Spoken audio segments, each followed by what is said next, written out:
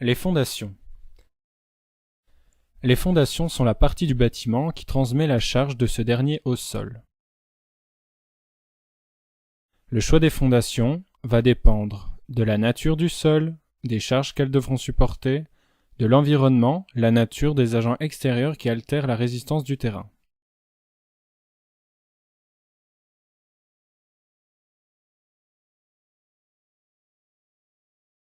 L'étude du sol. Elle va permettre de connaître la constitution du terrain.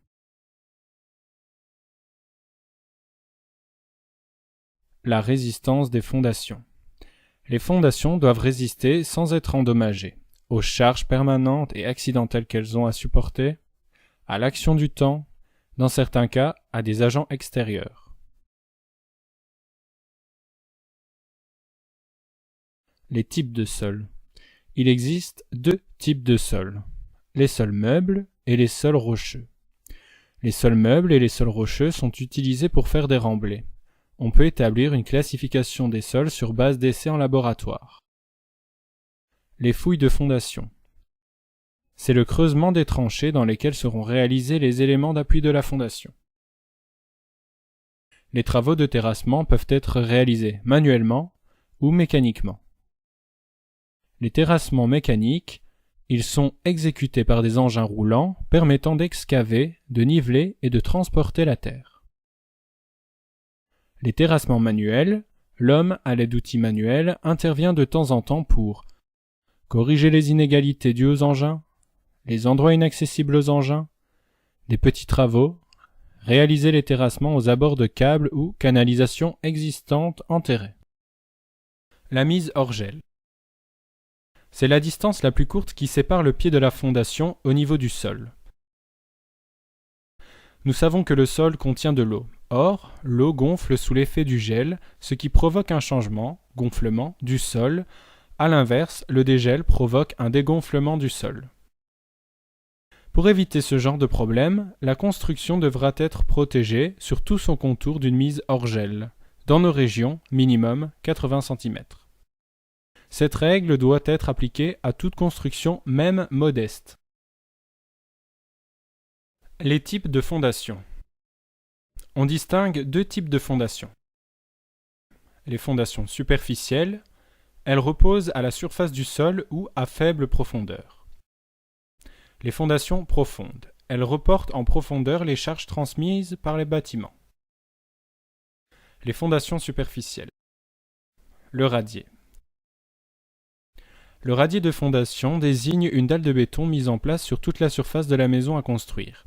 Il permet de répartir les charges de la construction sur le sol. La charge de la maison est répartie sur une plus grande surface que dans le cas des semelles de fondation. C'est donc une méthode utilisée lorsque la qualité du sol n'est pas suffisante. Le radier constitue une fondation solide et fiable. Un radier est relativement rapide à réaliser par rapport à d'autres techniques de fondation. Il n'a pas besoin d'être installé à une profondeur trop importante, mais tout dépend des résultats de l'étude du sol. Les étapes pour la réalisation d'un radier sont l'excavation du terrain, le sol doit être creusé un minimum afin de construire le radier sur un sol dur. La mise en place des canalisations, installation d'une couche de drainage, coffrage du radier, ferraillage du radier et coulage du béton. La semelle filante. Une semelle filante est une semelle qui est continue. Elle a une base plus importante que le mur qu'elle supporte. Si le sol n'a pas une résistance suffisante, on dispose les armatures dans la partie inférieure de la semelle en prenant garde de laisser un espace suffisant afin de respecter les conditions d'enrobage. Dans les terrains en pente, les semelles sont construites en gradins pour limiter le terrassement et l'utilisation d'un trop grand volume de béton. Un drain sera placé autour de la fondation. Le drain utilisé peut être soit en PVC, soit en béton, et il est disposé avec une légère pente pour permettre l'écoulement des eaux et va lui aussi servir à protéger la semelle contre un excès d'eau. Les étapes de la réalisation sont creuser la tranchée, ferraillage, armature disposée sur des écarteurs pour l'enrobage, ferraillage des poteaux, raccord des armatures et coulage du béton. Fondation sur plot ou semelle isolée.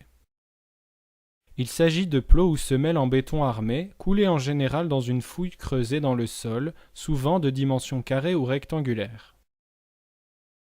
Parfois on place un plot en béton armé préfabriqué sur un béton de propreté à fond de fouille. Les semelles sont armées en fonction des efforts à transmettre. Si la semelle est la base d'une colonne en béton armé, l'armature de cette colonne doit être reliée à l'armature de celle-ci. Les étapes pour la réalisation sont creuser la fouille, ferraillage armature disposée sur des écarteurs pour l'enrobage, ferraillage des poteaux, raccord des armatures et coulage du béton.